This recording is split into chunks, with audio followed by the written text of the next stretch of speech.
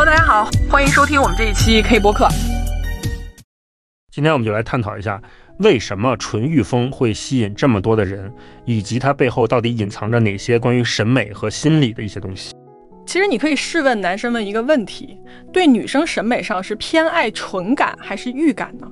面对这种选择，我相信绝大多数的男性都会表示说我全都要。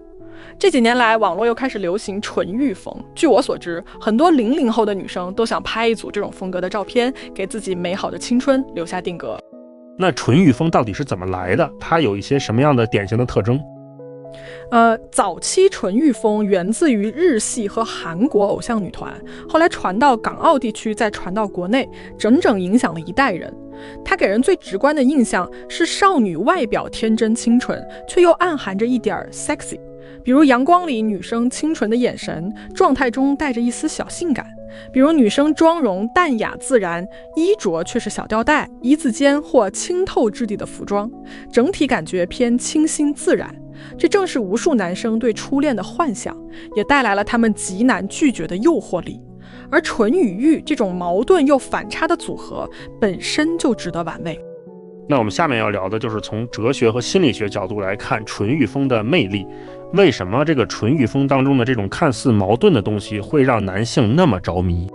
从哲学和心理学的角度来看呢，纯欲风之所以能让绝大多数男性神魂颠倒，核心其实是纯与欲的辩证平衡。它既满足了男性对可控感、安全感的需求，又填补了单纯形象的空洞，让欲望变得安全又有吸引力。我先说说纯的部分。提起纯，你会想到什么？单纯、天真、脆弱，都是这类的关联，对吧？这些本质是在传递一种低威胁性的信号，所以女性纯的形象会让男性觉得对方易理解和一种可掌控。而两性有关系中，大多男性是渴望在关系中确认自己的主体性，纯感就能满足男生在关系中确认自身主导地位的需求。加上天真感，又是暗示着没有强烈的独立性，能融入男性的期待，带来的是不用面对复杂冲突的情感舒适区和道德捷径感。那纯欲风里面的这个欲，它又给这种形象带来了哪些不一样的吸引力呢？光有纯的感觉其实会显得抽象乏味，缺少真实的吸引力。这时候欲的感觉就贴合男生的原始冲动，大白话就是男性基因的繁殖本能在驱动男性去追求更能刺激的一种原始冲动。而纯欲风的欲就刚好弥补了这一点。从逻辑上来说，欲感是对纯感的一种打破。纯感可以抽象理解为一种平静，而欲感又带来了原始的生命活力。这种打破平静就会激发男性的原始欲望，让男生产生想要追求或是侵占的动力，也让原本空洞的单纯形象变得鲜活起来。另一方面，女生欲的表现本身是带有原始性和威胁性，对男性主体来说是一种挑战。大白话就是，当男生看到了太性感的女性，反而有种难以掌控的感觉。而且赤裸的性感在审美上反而会有一种低俗感或者风尘感，而纯的特质又刚好能中和这种原始粗野。当天真羞怯的纯去包裹住欲，那性感就不再是直白的索取，而是变成了一种无害的诱惑。这种包裹让欲变得安全不冒犯，还多了一层可欣赏的审美感，而非单纯的生理刺激。所以说纯欲风里面的这个纯，它的作用就不仅仅是好看这么简单了。说到底，纯与欲不是对立的，而是相互成就的否定之否定，形成一种吸引的张力。先由欲去打破纯的空洞，再由纯中和了欲的野性，最终形成一种平衡。对男性来说，这纯欲风的形象，纯感让人觉得容易接近，可以引导，满足了男生的控制感，而欲感又让男生有追求的乐趣和征服的价值，满足了原始欲望。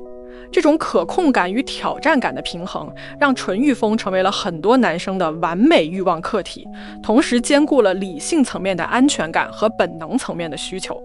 而男生对纯欲风的痴迷，是这种反差感在两种欲望边界的反复横跳。真正的满足从来不是达到满足的那一刻，而是无限接近满足的临界点。纯欲在这个临界点激情舞蹈，不断点燃你欲望的嗨点。就像黑格尔说的，主体通过与他者互动和斗争来实现自我确认。明白了。如果跳出性别视角，为什么说纯欲风其实是一种高级审美？因为纯欲风它不仅仅是满足了男性的这种心理需求，我们要知道纯欲风的魅力远不止于性别心理的契合。当我们跳出男性的单一视角，会发现它更触及了审美最本真的高级状态。它既有生命的纯粹感和天真感，又蕴含着蓬勃的生命力与生动性，两者的完美融合让美变得丰富有料且极具滋养力。那有没有哪些人物是可以被称为纯欲风的代表的？